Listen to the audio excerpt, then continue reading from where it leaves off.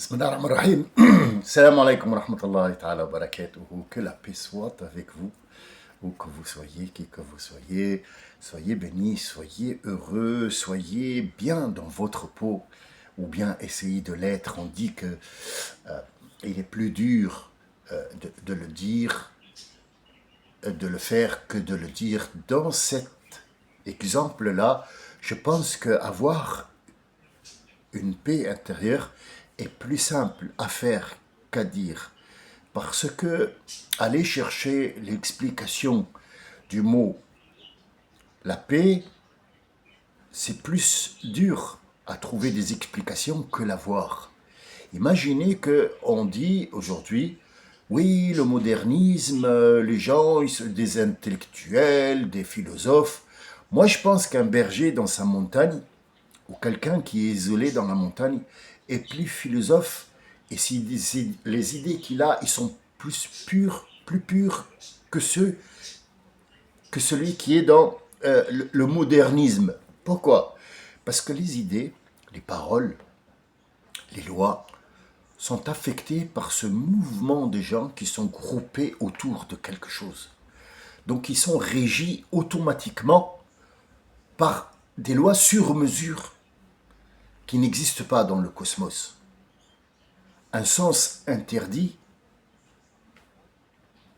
a été fabriqué sur mesure. Toi, tu passes plus par là parce que tu m'embêtes et il n'y a pas de sens interdit dans la nature. Il n'y a pas la collecte des eaux usées dans la nature. Ou alors, du moins, ce n'est pas de cette manière-là que la nature est faite, mais cette collecte des eaux usées est faite autrement pour un besoin urgent et qui va un petit peu changer avec le changement des gens qui existent dans ce groupement-là. C'est ce qu'il faut comprendre, qu'un philosophe va émettre des idées sur un siècle bien précis. Il ne va pas émettre, un philosophe va émettre des idées sur un monde qu'il n'a pas vu ou un monde qui a été dépassé, à moins qu'il le prenne pour idole ou pour exemple, mais il n'a pas vécu. Le philosophe doit philosopher sur quelque chose qui est présent. Donc si maintenant nous, on est dans l'ère de la technologie, qu'on appelle la technologie, microprocesseurs, je sais pas quoi, pixels, photos, ordinateur, un système bancaire, nos idées, notre philosophie, notre point de vue, notre discussion tournent autour de cette carte bancaire. Mais imaginez que nous sommes dans un monde en arrière où il y avait juste les échanges, par exemple, de produits. L'idée, la parole, les lois sont autres. Et donc là, nous, on dit qu'on est dans le monde le plus sophistiqué, c'est pas vrai. On est dans le monde le plus idiot, le monde le plus feignant de tous les mondes qui nous ont précédés. Et peut-être quand dans un futur proche, j'en sais rien, c'est une hypothèse, c'est dans un futur proche, notre race, comme on la connaît, n'existera plus. Ce sera des enfants qui viennent d'un tube ou je sais pas quoi. Ils ont pris les spermatozoïdes, ils l'ont fait dormir dans des trucs là, des bocaux où il y a de l'azote et je sais pas ce qu'ils vont fabriquer avec. J'en sais rien du tout de ce qui va venir. Ils ont pu maintenant tracer la personne avec une puce sous la peau. Donc en fait, à un certain moment, peut-être qu'on sera mi-robot, mi-homme. J'en sais rien, c'est une hypothèse. Ça fait rire, oui. Bah, ouais, mais imagine que tu étais, par exemple, dans l'âge moyen, il y a 19 siècles en arrière, et que tu leur dis, bah, vous voyez, ce petit boîtier-là, bah, ça s'appelle une souris. Mais tu vas prendre, mon chéri. C'est quoi une souris? Ça? Qu'est-ce que c'est que ça? C'est une pierre, non? Ben oui. T'imagines si on retourne à l'âge primitif où tout a commencé? Et d'ailleurs là, c'est un autre sujet de conversation, parce qu'on va, on rentre dans l'histoire de l'image qu'on nous a donnée de l'homme préhistorique, une barbe comme ça avec des cheveux, c'est l'homme préhistorique? Oui, oui. Pourquoi? Bah parce que, mais l'homme préhistorique, s'il avait des ciseaux, que l'homme moderne, soi-disant, a créé pour faire couper les cheveux et la barbe, je serais aussi, moi aussi, en 2025, un homme préhistorique avec des moustaches comme ça.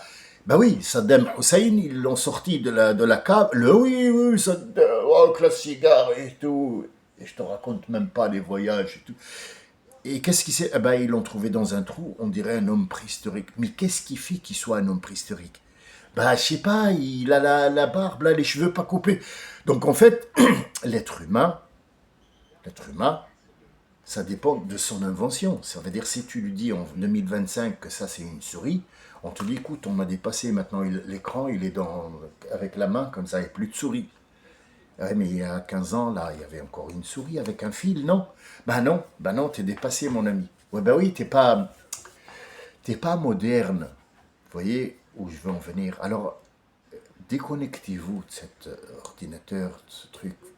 Utilisez-le. Malheureusement, bon, il y a des gens qui ne peuvent pas, parce que c'est leur travail, mais il y a des gens qui peuvent arrêter de scroller ou scroller, ou je ne sais pas comment ça s'appelle, là, tourner avec le puce, parce qu'en fait, on n'a plus d'idées.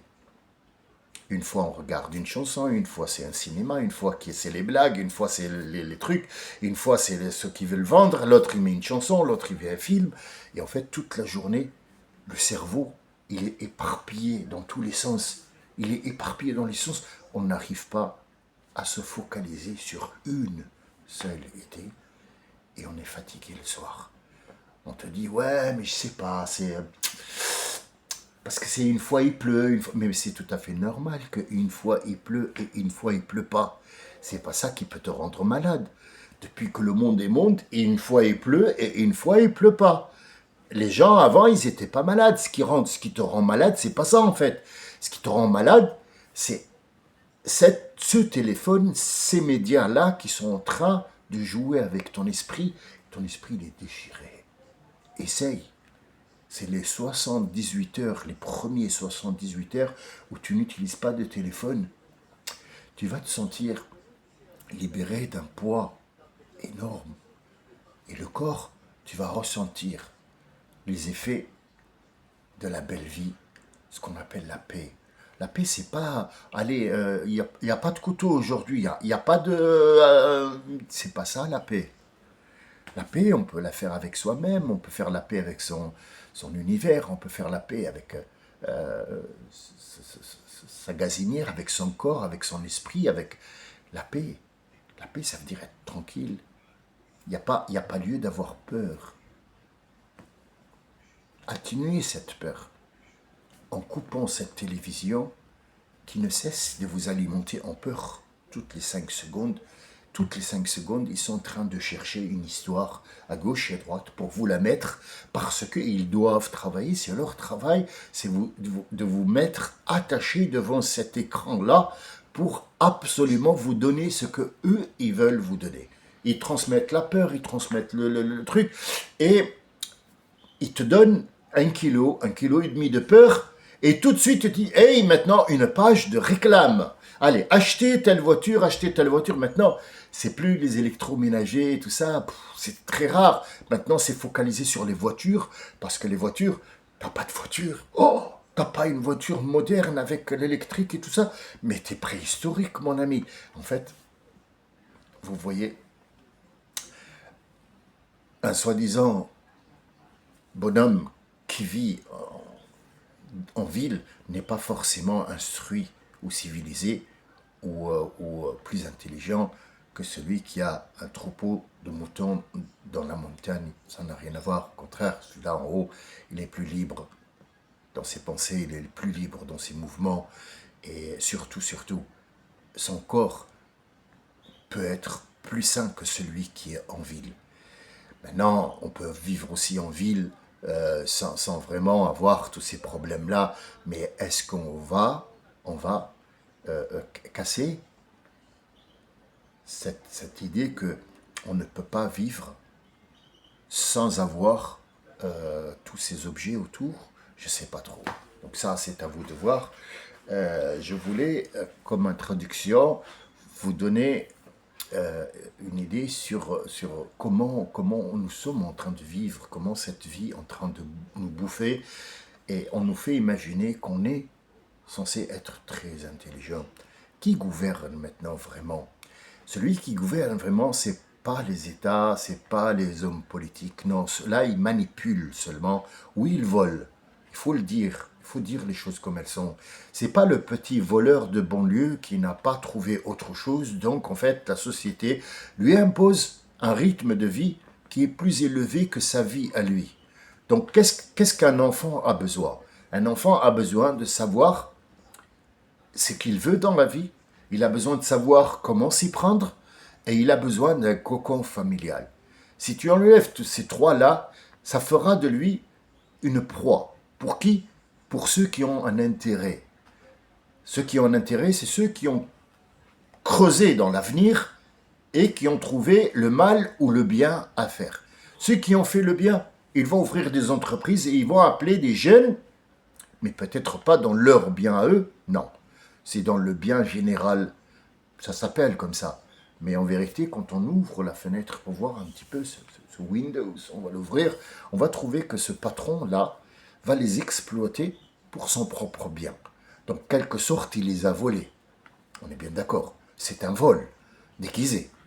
On va te prendre ta vie, on va te prendre tes heures de travail, on va te prendre tes impôts, en te faisant croire que toi, t'es meilleur que les autres parce que t'as vu comment, oh, c'est propre ça, tu l'as acheté où? Bah oui, mais il faut travailler pour acheter ça. C'est un vol déguisé. L'autre, il ne se déguise pas. Il va aller à ce voleur déguisé, il va lui dire, écoute, t'as un avocat, oui. T'as un juriste, oui. T'as un maton de prison, oui. T'as un policier, oui. Ben écoute, tu leur donnes ce pot de vin. En échange, moi, je vais faire beaucoup de moelle. Qu'est-ce que tu vas faire? Je vais apporter des trucs que les jeunes vont sentir ou se piquer ou avaler ou fumer. Comme ça, ils sont dans un autre monde et ils sont plus faciles. Mon commerce à moi, il reste comme d'habitude. Je vends mes produits et toi, tu les voles de l'autre côté. En fait, le jeune, il est cerné. S'il n'a pas le cocon familial, s'il n'a pas quelqu'un qui va le prendre en charge pour lui dire viens, attention, ils vont te voler ces deux-là. Aucun d'eux n'a raison. Pourquoi? Parce qu'il ne regarde que sa propre raison à lui, son raisonnement et surtout, ce qu'il gagne de toi, comment il peut t'essorer. Et quand tu ne sers plus à rien, il t'utilisera comme engrais pour les autres.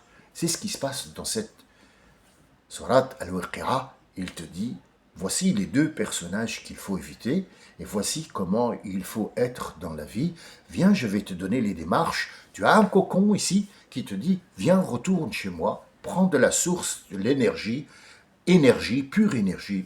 Alors, il se pourrait qu'il y ait quelqu'un qui va me dire, oui, mais attends, ouais, mais tu me dis, ouvre le truc, qu'est-ce que tu veux que je fasse de l'énergie, moi? Il est intellectuel, ce gars-là. Hein? Qu'est-ce que tu veux que je fasse de l'énergie? Moi, il me faut de l'argent. Pour faire quoi? Je sais pas, pour acheter des bonnes choses à manger. Oui, mais tu manges pourquoi? Pour avoir de l'énergie, couillon. D'accord, donc il te faut de l'argent pour aller acheter de l'énergie. Oui, ça donne du peps, quoi. Non, mais arrête de me dire des mots à la con, du peps, de la patate, de la pêche. Non, parle-moi, tu veux de l'énergie, c'est ça? Oui, à mettre de l'essence dans la voiture, je sais pas. Pourquoi tu mettrais de l'essence dans la voiture? Pour qu'elle fonctionne, qu'elle roule. D'accord, elle n'est pas électrique ta voiture? C'est un hybride. Ça marche avec l'essence. Donc l'essence, c'est de l'énergie. Et l'électricité, c'est quoi? La voiture, elle marche avec l'électricité. Donc de l'énergie. Oui. D'accord. Et qu'est-ce que tu vas puiser dans le livre, là? Je sais pas. Tu me dis de l'énergie. De l'énergie, moi, je n'ai pas compris. Vous voyez, on en est. C'est la discussion de deux personnes qui sont très intellectuelles, très savantes, très aware dans leur monde. Ils sont civilisés. Ils sont au top de la technologie. Mais ils ne comprennent pas que tout ça fonctionne avec l'énergie. Cette énergie commence quelque part comme une source d'eau, avec une goutte qui finit avec des cascades. Les cascades du Niagara. Les chutes du Niagara, comment ça s'appelle? Ça a été tout. Pourtant, je suis allé la voir.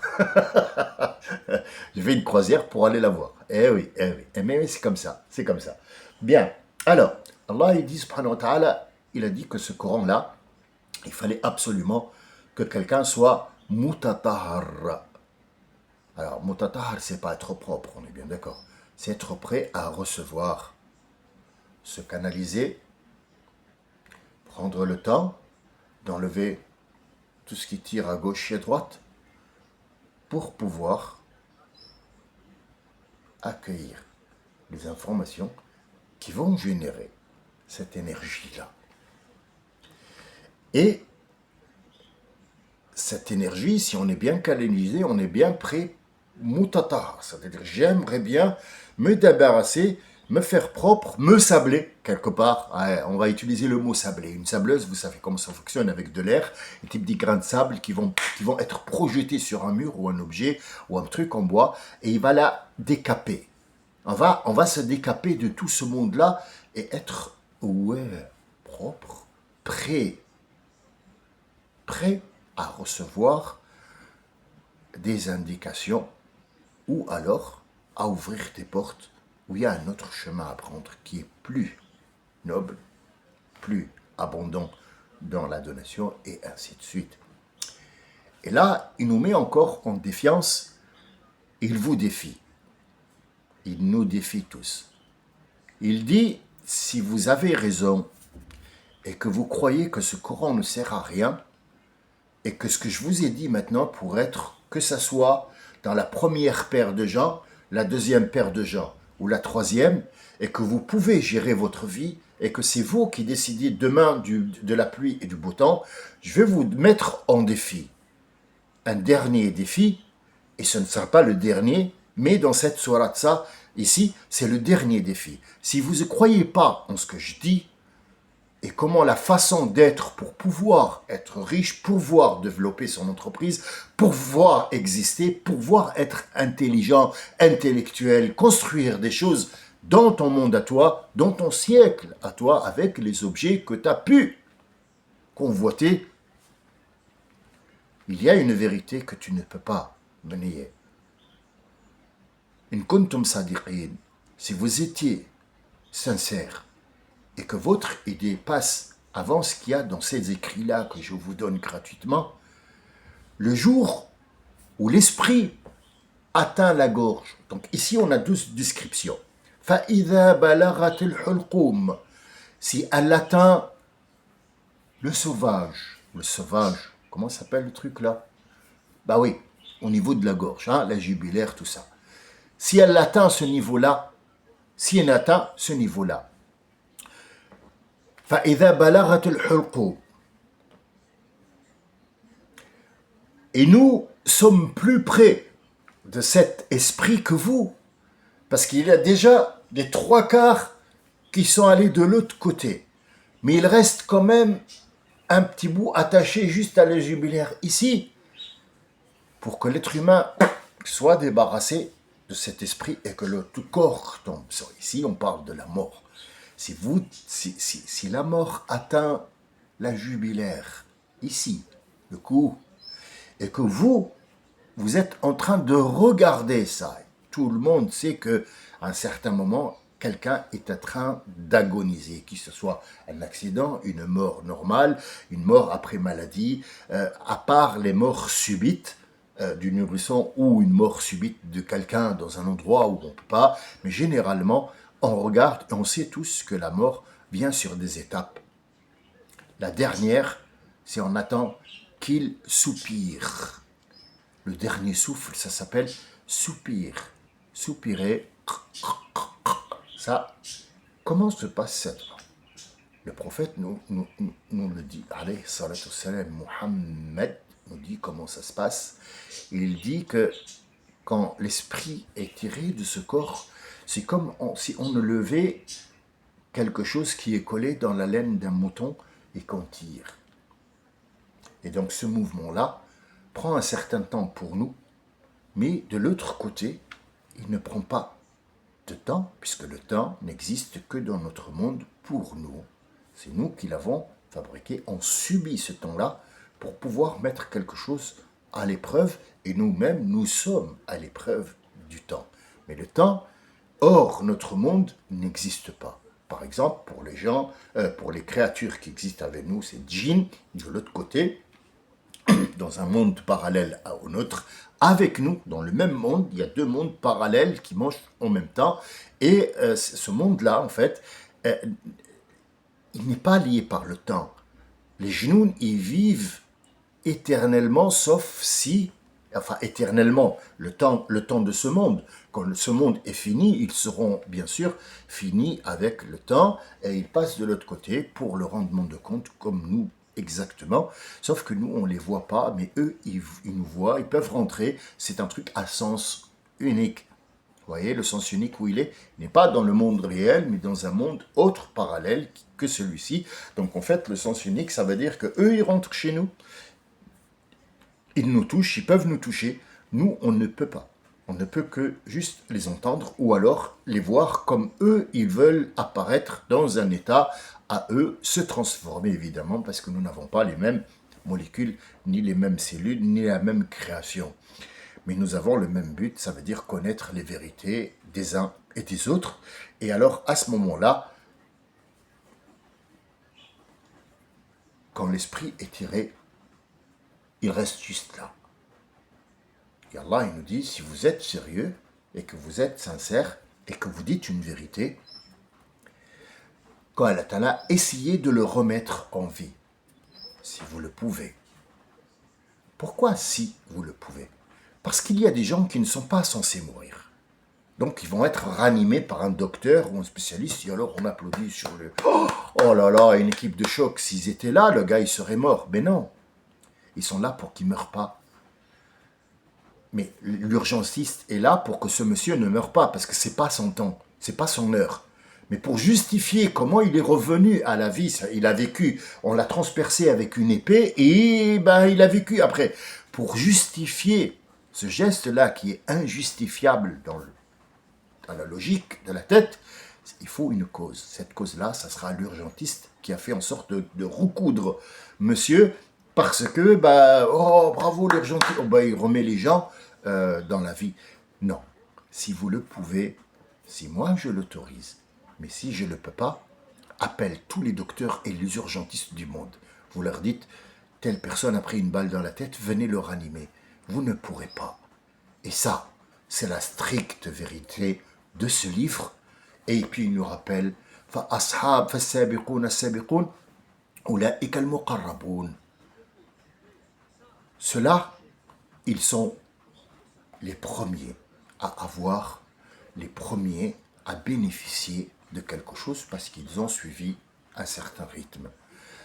أصحاب اليمين فسلام لك من أصحاب اليمين. Les gens de la droiture, tu n'as que la paix avec ces gens-là. Ils ne peuvent pas te nuire. C'est pour ça qu'ils sont là. Ils sont pour la paix. Ils ne sont pas parmi ceux qui sont en concurrence pour arriver à quelque chose, mais ils prônent la paix. Donc tu n'auras que de la paix venant de ces gens-là. Tu peux les suivre et tu peux prendre et échanger avec ceux-là. Wa ashab ashimel, ceux-là, ils sont dans le mauvais, que ça soit ici, ou que ça soit après, ou que ça soit dans la transition, pour que leur âme s'arrache, elle s'arrachera difficilement. Ça sera une agonie pour eux et une mort pour les autres. Et il nous dit à la fin, فَذَلِكَ سَبَّحْ بِاسْمِ رَبِّكَ الْعَظِيمِ. Toujours, subhanallah, sur toutes ces choses que je vous ai données dans Surat al-Waqi'a ici, nous ne pouvons dire que subhanallah pour ne pas induire Allah ou le nom d'Allah dans ces mouvements de la vie qui sont la vie. Donc Surat al-Waqi'a ici ne parle pas de après la vie, mais elle parle de la vie elle-même, comment elle doit se passer. Là, c'était une lecture très rapide, très en balayage, très en surface. J'ai sauté bien sûr des versets. Pourquoi je les ai sautés les versets? Parce que en fait, je voulais pas vous accabler avec beaucoup de portes à ouvrir. Je vous ai donné, et ça fait maintenant 7 enregistrements, donc 7 fois une demi-heure chaque fois, ça fait quelque part 2-3 heures. En 2-3 heures, on ne peut pas comprendre le Coran, mais avoir une petite idée sur la structure grammaticale, la structure du verbe, la structure du nom, qu'est-ce que c'est que ces mots-là, qu'est-ce qu'on peut comprendre, qu'est-ce qu'on peut tirer, les points vite où il faut s'arrêter dans ce Coran-là. Alors, autrefois, je vous ai parlé de An-Najm, le point où on doit s'arrêter entre un verset et un verset. Qu'est-ce que c'est Coran et qu'est-ce que c'est ayah? Que veut dire soura, chapitre, et que veut dire ayah?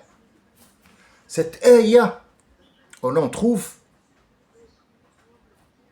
selon le nombre de ayats qui vient dans le verset. Les versets, ils sont à 114. Nous sommes à 114 versets que comprend ce Coran-là. Alors, la première, c'est Alhamdulillahi Rabbil Alamin, celle qu'on fait avec la prière. Après, nous avons la vache jusqu'à arriver من شر الوسواس الخناس الذي يوسوس في صدور الناس من الجنة والناس. Le prophète dit بسم الله الرحمن الرحيم Alif Lam Mim ذلك الكتاب. On reprend le Baqara toute notre vie pour pouvoir un petit peu entretenir ce Coran, pour pouvoir puiser dedans, il faut le lire. Et il dit, chaque lettre que tu liras comptera pour 10 points. Alors imagine si moi, par exemple, je lis Surat Al-Fatiha. Alhamdulillahi Rabbil Alamin Ar-Rahman Ar-Rahim Maliki Yawmiddin jusqu'à arriver Wala Dhalin. Combien de lettres j'ai lu et combien de points j'ai eu juste pour Alhamdulillah, qui est obligatoire dans les prières de la journée, donc 5 fois 17. 5 fois, là, Alhamdulillah, mais 5 fois par jour, mais 17 Alhamdulillah par jour. Tu es en train de la lire de force, pour ceux qui veulent bien sûr, 17 fois par jour. 17, regarde le nombre de points que tu gagnes en lisant ça dans ta prière qui est obligatoire. Et le plus, c'est à toi de voir un petit peu ton compte, comment tu le remplis et avec quoi. Ça ne sera pas suffisant pour après. Parce que, quoi qu'il arrive, Dieu ici nous dit, quand il sera de l'autre côté, venez le sauver. De quoi? Le sauver de quoi? Là, il est mort déjà. Qu'est-ce qu'on a dans la vie, nous, de tous les jours? On a les gens qui vont s'entretuer ou prendre ou se bagarrer ou s'échanger. Voilà, tout ça, c'est une fatigue. Que ce soit une guerre ou que ce soit un travail, c'est quelque part une guerre. Notre prophète, il a dit, les martyrs, c'est aussi le père de famille qui va taper sur la terre et non pas sur une autre épée pour semer quelque chose, pour récolter ce fruit, le vendre et apporter de quoi manger à ses enfants. C'est aussi une bataille de tous les jours. On bataille pour lire, on bataille pour vivre, on bataille pour manger, on bataille pour exister, on bataille pour penser et ainsi de suite. Tout ça, ce sont des batailles que Dieu Azza wa Jal prend en considération et qui te dit, tu es noté pour ça. Tu es noté. C'est qui a déclenché la guerre et qui en subit les conséquences? Toute personne qui a fait ça aura de toute façon, quoi qu'il arrive, ou le bénéfice ou la perte dans le monde et dans l'autre monde. Il aura ou alors une punition ou alors il aura une récompense. C'est ce qu'il appelle Rabbi subhanahu wa ta'ala haqq al-yaqin. Ce mot-là qui est utilisé, vous allez le trouver plusieurs fois dans le Coran, pas énormément, mais juste là où il faut. Qu'est-ce que c'est que haqq al-yaqin? Al-yaqin, c'est la vérité. Ça veut dire que moi, je suis convaincu. C'est la conviction que j'existe, la conviction qu'il y a quelque chose, la conviction que ce mur, il ne va pas tomber, la conviction de toute chose que tu peux voir, analyser et aussi sortir une conclusion de tout ça. Ça veut dire al-yaqin. Ce yaqin-là, il se partage en trois. D'abord, nous avons l'information. Ce marécage-là, on va construire un bâtiment. Alors pour l'instant, c'est un marécage, donc tu nous as donné l'information. Alors ça s'appelle ilm. Ilm al-yaqin. Ilm al-yaqin. L'information de cette conviction. Ce monsieur est convaincu qu'il y a un soi-disant immeuble, je ne sais pas quoi. Bah oui, là, regardez, ça c'est le dessin là. T'as vu? C'est le dessin. Oui, mais ça c'est une information hein, visuelle ou dans l'écho. Ça ne peut qu'être une information. Moi, je vois pour moi, il y a un marécage ici. Donc voilà, ce que j'ai, c'est le marécage. Ça s'appelle l'information de la conviction. Mais la conviction de qui? C'est la conviction de celui qui apporte l'information. Et pas celui qui est là en train de regarder un marécage, tu lui dis, ah ben, il va y avoir un immeuble. D'accord. Après, on apporte la maquette à l'échelle réduite ou à une échelle plus grande et on fabrique ce truc-là pour le mettre là-bas. Donc ça s'appelle Aïn. Aïn al-Yaqin. Oui, nous avons vu la maquette, mais ça reste que c'est une vue. Tu peux me montrer la photo de Paris, me disant, regarde, c'est la Tour Eiffel. Je te dis, ah bon, Paris, c'est la Tour Eiffel? Ben oui, dans les cartes postales, Paris, c'est la Tour Eiffel. C'est ça, Paris. D'accord. Mais cette Tour Eiffel, bon, moi, je ne l'ai pas vue, honnêtement. C'est juste une information. Bon, tu es convaincu qu'il y a une Tour Eiffel. Moi, j'en suis pas convaincu. Moi, tu m'as informé, c'est tout. Bah, il lui dit, passe à l'étape suivante, prends l'avion et viens au-dessus de... Bon, alors, de l'avion, je vois un petit peu, ouais, tu peux pas descendre encore plus. Ben non, parce que si on descend, on réfléchit, il va piquer l'avion. Donc voilà, ça, c'est la Tour Eiffel en haut. T'as vu, elle est allumée ou en plein jour. T'as vu ce petit bout de truc là? Ben ça, c'est la Tour Eiffel. Bon, nous avons l'information. Après, nous avons la maquette, que ce soit la Tour Eiffel ou l'immeuble sur le marécage, mais on n'est pas encore convaincu. On peut l'être si vraiment on touche la chose. Et quand on touche la chose, ici en l'occurrence, quand il sera, vous ne croyez pas en ce que je vous ai dit? Il n'y a pas de souci. On va arriver à un certain moment où il va agoniser. Si vous êtes fort, comme vous dites, et que vous êtes convaincu qu'il n'y a rien du tout de l'autre côté, machin, ramenez-le à la vie. Ramenez-le à la vie. Si tu es convaincu de ce que tu dis, construis-moi cet immeuble ici. C'est pas le même, hein, attention. C'est pas le même exemple, parce que construire un immeuble, il n'y a pas plus facile que ça. Hein. 4 Égyptiens, ils t'ont monté le truc. Bon, il n'y a pas de ciment dedans, après c'est que du sable, mais c'est quand même, il a construit un truc, et ça s'appelle le gars, il est descendu sur la Tour Eiffel. Il y a des gens qui étaient en train, ouais, c'est la Tour Eiffel, qui veut monter à la Tour Eiffel, 5 euros. Ouais, 3000, pour vous, 3000. Vous êtes touriste chinois? 3000, oui, 3000, 3, comme ça. 3, oui, tais-toi. 3000 pour la Tour Eiffel. Donc là, c'est une vérité qui est là. Elle est là, la Tour Eiffel. Elle est là. Et d'un coup, on rase ce marécage, on monte les échafaudages, il y a un immeuble, c'est devenu un parking. Oh, c'est un immeuble. Oui. Et l'autre, il n'a pas cru toute sa vie. Il a démenti. Ouais, c'est pas... Allez, hein? Hop! Allez. Tu as découvert maintenant qu'il y a un autre monde? Ouais. Eh bien, retourne si tu veux. Essaie de retourner dans l'autre sens. Sens unique. Comme toi, tu as fabriqué ton sens unique dans la vie, il y a un autre sens unique et c'est le seul sens unique. Celui où tu passes de l'autre côté et tu ne reviens pas. C'est là que la sourate Al-Waqi'a se termine et une autre sourate commence derrière. Une autre sourate commence derrière. Sabbih bismi rabbika al-azim. Et on passe à l'autre. Subhanalladhi asra bi'abdihi laylan. Ce mot-là, c'est l'accroche d'un verset, d'un chapitre. C'est comment rentrer d'un verset ou d'un chapitre à un autre.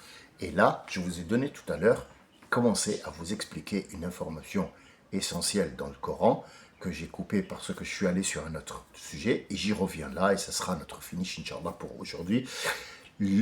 La sourate en arabe, Assour, c'est la petite muraille. C'est une muraille. À une maison ou un château, on met un cours d'eau autour et ça fait guise de séparation entre le château et les assaillants. Une maison, maintenant, on n'a plus besoin de château, il n'y a plus de forteresse, mais bon, ça existe toujours.